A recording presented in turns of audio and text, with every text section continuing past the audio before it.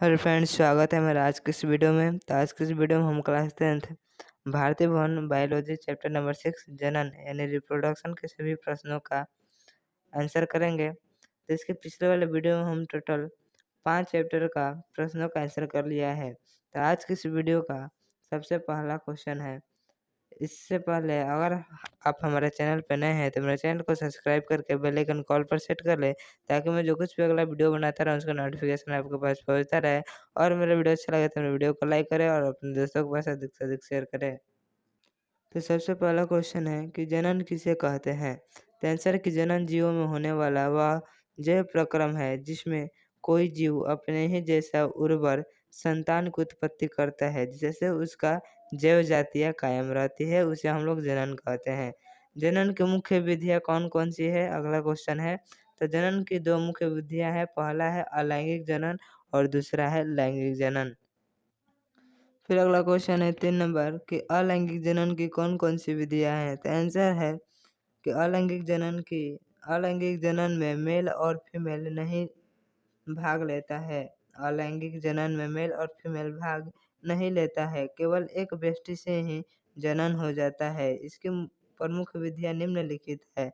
पहला है विखंडन, दूसरा है मुकुलन, तीसरा है अपखंडन या पुनर्जनन, चौथा है बीजाणु जनन, पांचवा है पौधा में कायिक परिवर्धन और छठवां है उत्तक संवर्धन।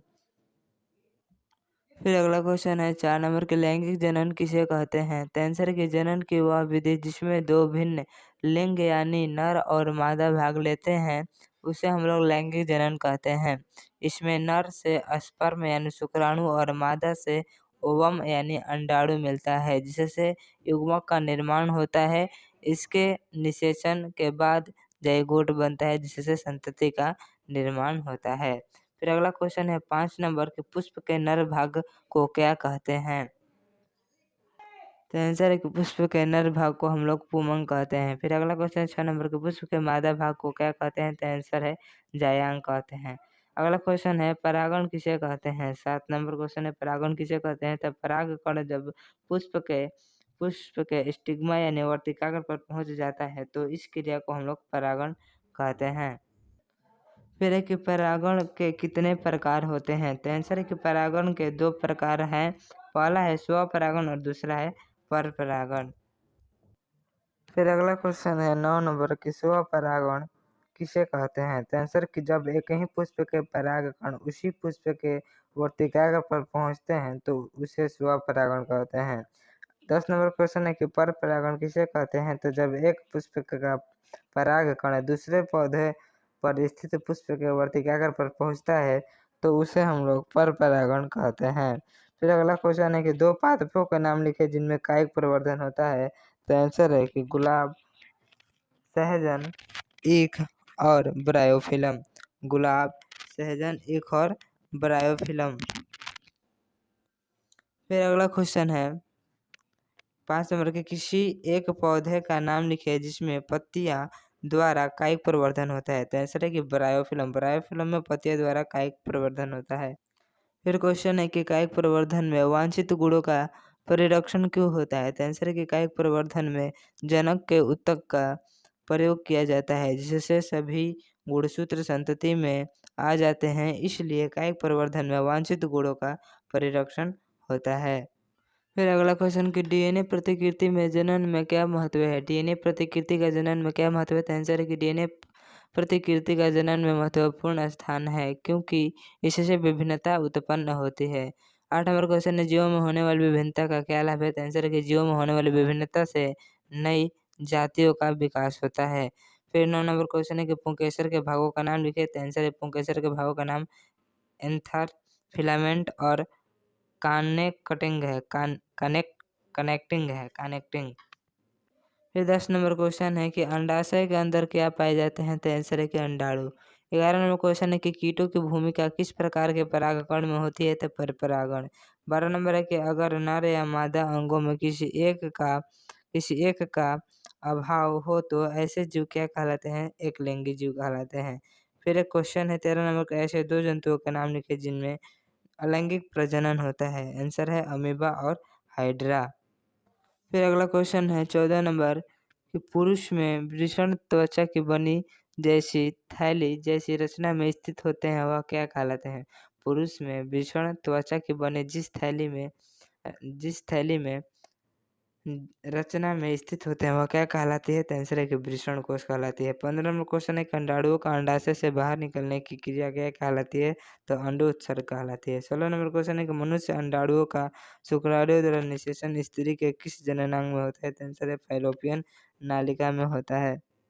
17 नंबर क्वेश्चन है कि स्त्रियों में यौनारंभ या प्यूबर्टी सामान्यतः किस आयु से होता है? तो आंसर है 10 से 12 वर्ष। 18 नंबर क्वेश्चन है कि स्त्रियों में लैंगिक चक्र कितने दिनों में पूर्ण होता है? तो आंसर है कि 28 दिन में। 19 नंबर क्वेश्चन है कि कॉपर्स ल्यूटियम से स्रावित होने वाला हार्मोन क्या कहलाता है? तो आंसर है कि प्रोजेस्टेरोन कहलाता है। फिर अगला क्वेश्चन है कि किन्हीं दो यांत्रिक विधियों के नाम लिखे जो जनसंख्या नियंत्रण में सहायक होते हैं? आंसर है कि कॉपर टी और डायफ्राम जो जनसंख्या नियंत्रण में सहायक होते हैं। 21 नंबर के बैक्टीरिया के द्वारा होने वाला दो लैंगिक जनन संचारित रोगों का नाम लिखे। तो आंसर है कि सिल्फिश एवं गनोरिया। 22 नंबर है कि जीवों में आनुवांशिक गुणों का वाहक क्या है? तो आंसर है जीन। 23 नंबर क्वेश्चन है कि किस प्रकार के जनन में शुक्राणु एवं अंडाणु का निर्माण नहीं होता है? आंसर है अलैंगिक जनन। 24 नंबर क्वेश्चन है कि पुटी या शिष्ट का निर्माण किस प्रकार के विभाजन में होता है? तो आंसर है कि बहुखंडन। 25 नंबर क्वेश्चन है कि प्लेनेरिया में जनन मुख्यतः किस विधि से होता है? तो आंसर है कि अपखंडन या पुनर्जनन। फिर 26 नंबर क्वेश्चन है कि कौकों में अलैंगिक जनन की मुख्य विधियाँ क्या है? तो आंसर है कि बीजाणु जनन। फिर 27 नंबर क्वेश्चन है कि उत्तक संवर्धन किस प्रकार के जनन का उदाहरण है? तो आंसर है कि अलैंगिक जनन के उदाहरण है। क्वेश्चन नंबर 28 है कि पुरुष का सबसे प्रमुख जनन अंग क्या है? तो आंसर है वृषण। 29 नंबर क्वेश्चन है कि मूत्राशय के आधार पर स्थित एक छोटी लगभग गोलाकार ग्रंथि को क्या कहते हैं? तो आंसर है पुरस्थ ग्रंथि। 30 नंबर क्वेश्चन है कि प्रत्येक स्त्री में कितना अंडाशय पाया जाता है? तो 2। 31 नंबर क्वेश्चन है कि अंडाणु किस नलिका के द्वारा गर्भाशय में पहुंचता है? तो आंसर है फैलोपियन नलिका। 32 नंबर क्वेश्चन है कि गर्भाशय के निचले सर्कल भाग को क्या कहते हैं? तो ग्रीवा। 33 नंबर है कि कॉपर्स ल्यूटियम किस प्रकार की ग्रंथि है? तो आंसर है अंतःस्रावी ग्रंथि। 34 नंबर क्वेश्चन है कि प्रोजेस्टेरोन हार्मोन कहाँ से स्रावित होता है? तो आंसर है कि कॉपर्स ल्यूटियम से।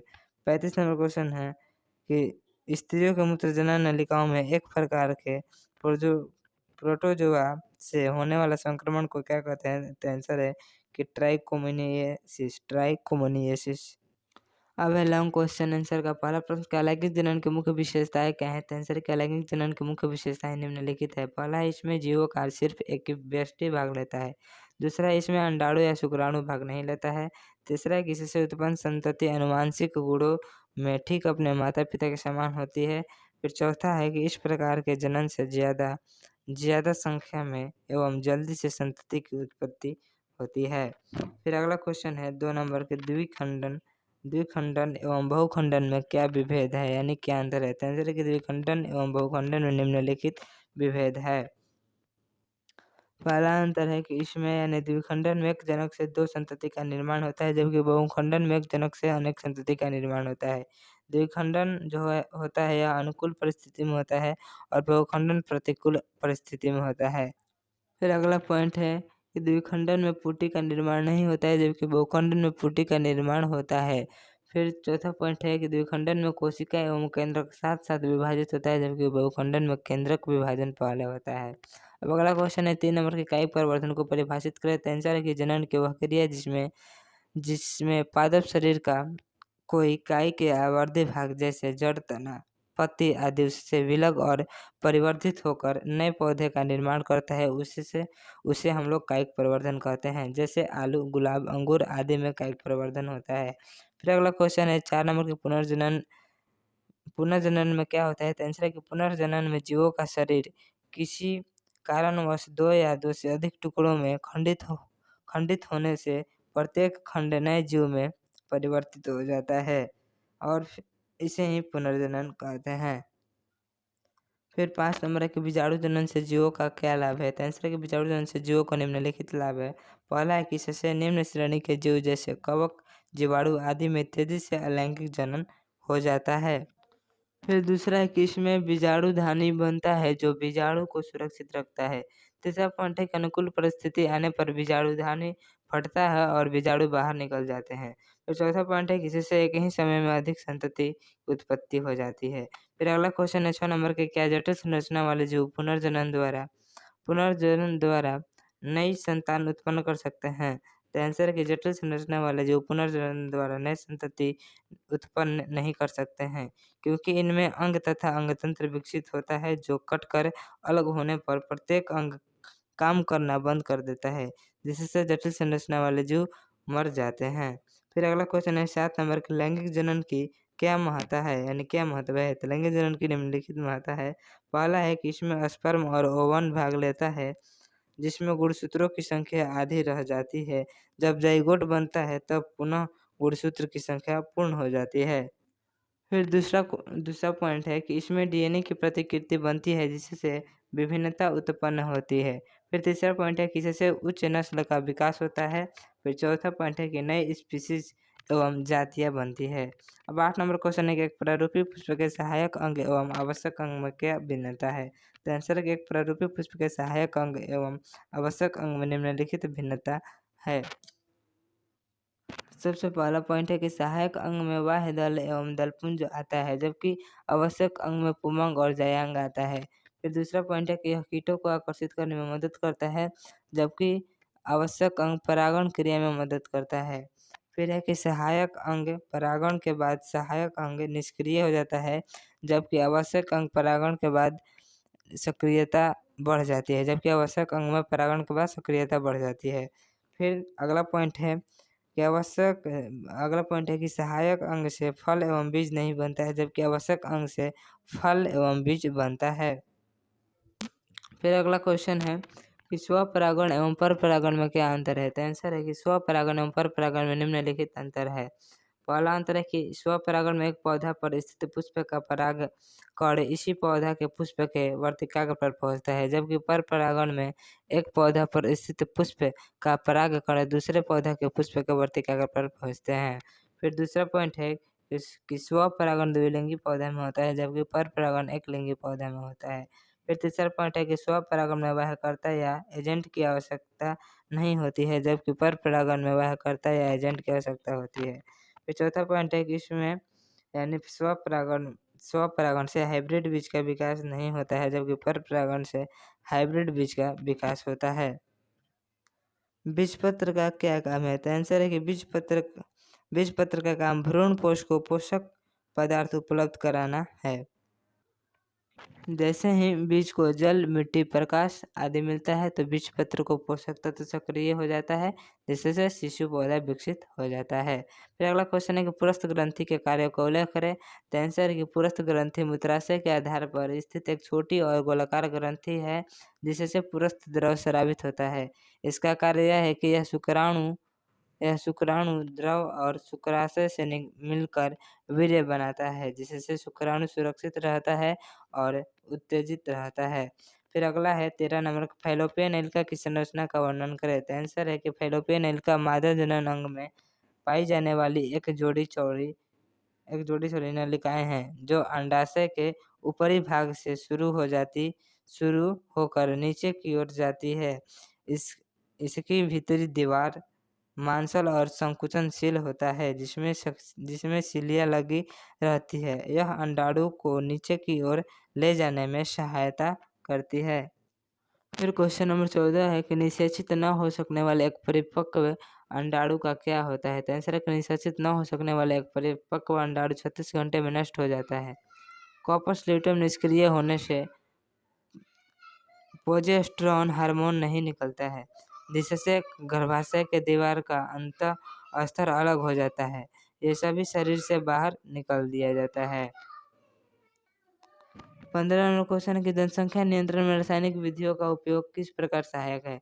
आंसर है कि जनसंख्या नियंत्रण में रासायनिक विधियों का उपयोग किया जाता है। इसमें गर्भ निरोधक सुई एवं क्रीम का उपयोग किया जाता है।